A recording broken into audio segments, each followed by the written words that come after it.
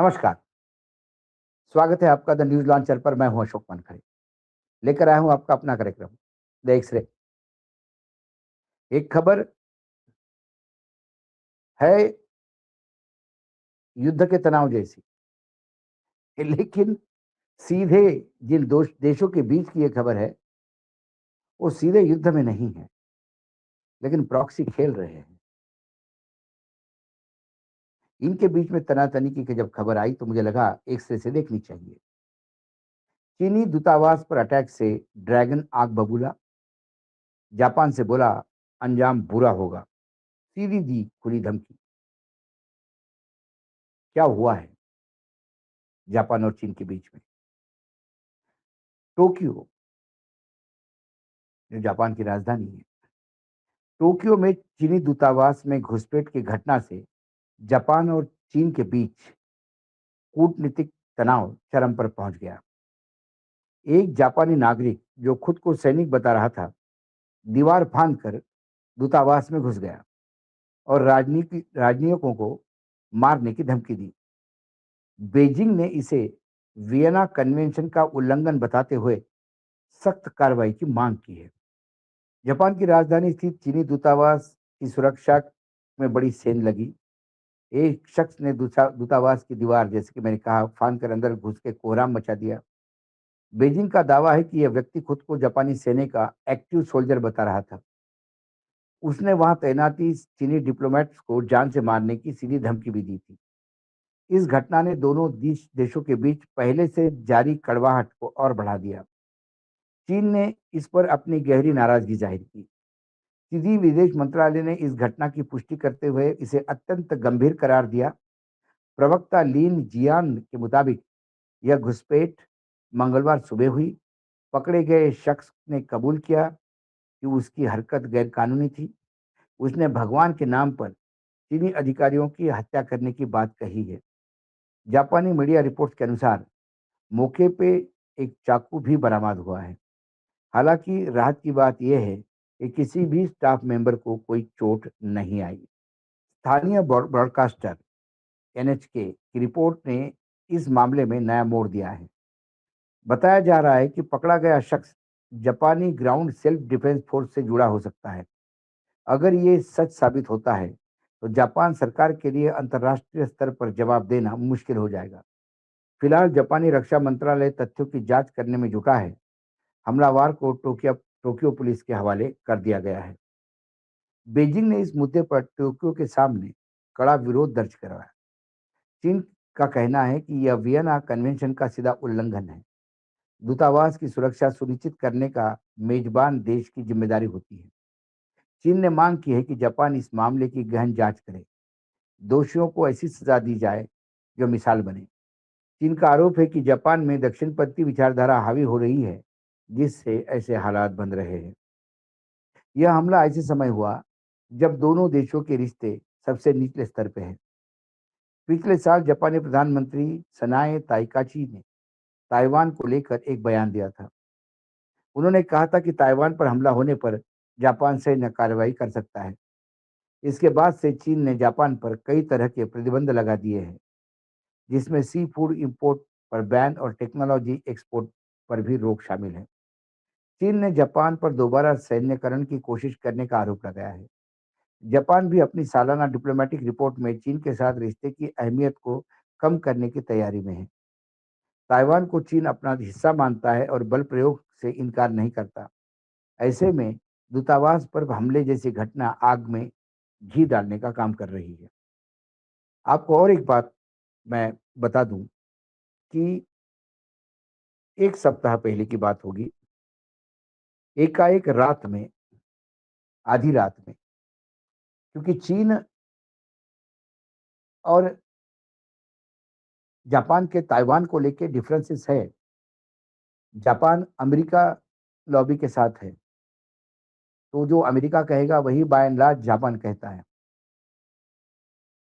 हालांकि जापान की स्थिति भारत से अलग है। भारत इतना जापान झुक के नहीं चलता।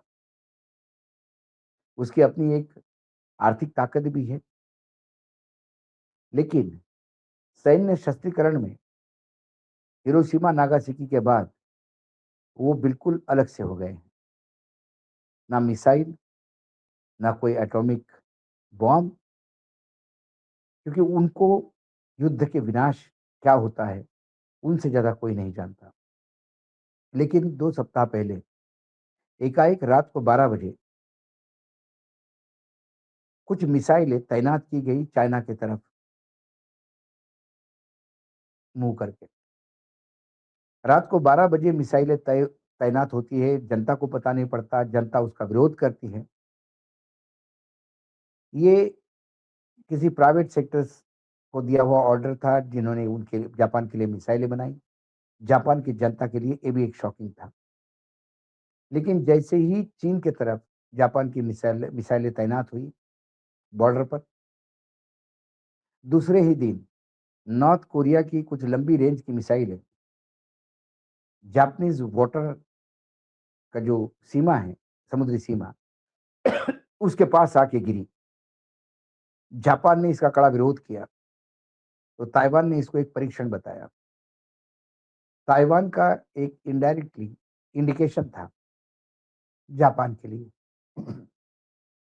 कि अमेरिका के कहने से यदि आप चीन को पीछे से हमला करने की सोचेंगे या फ्रंट खोलेंगे, तो नॉर्थ कोरिया आपको उलझा देगा।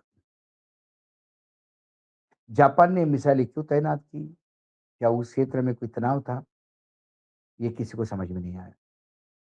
लेकिन जैसे-जैसे ईरान, इज़राइल और अमेरिका युद्ध आगे बढ़ रहा है और एक-एक दिन युद्ध भीषणता की ओर जा रहा है, तो शायद अमेरिका चीन को एक संदेश दे रहा होगा, यदि आप ईरान की मदद के लिए उतरे, तो आपको पीछे परेशानी हो सकती है। तो जापान को चेकमेट देने के लिए नॉर्थ कोरिया उतरा। फिर नॉर्थ कोरिया ने खुल के ये तक बोल दिया कि हम मैं खुशकिस्मत है कि हमारे पास न्यूक्लियर पावर है, नहीं तो अमेरिका हमको कब का खा जाता। सद्दाम हुसैन का और गद्दाफी का उन्होंने उदाहरण दिया, यदि ये न्यूक्लियर पावर होते तो शायद आज वो ज़िंदा होते।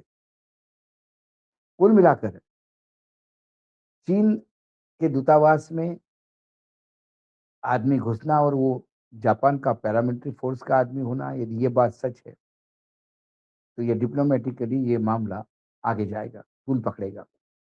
क्योंकि जब संबंध अच्छे होते हैं, तो इन तमाम छोटी-मोटी बातों का कोई मायना नहीं होता।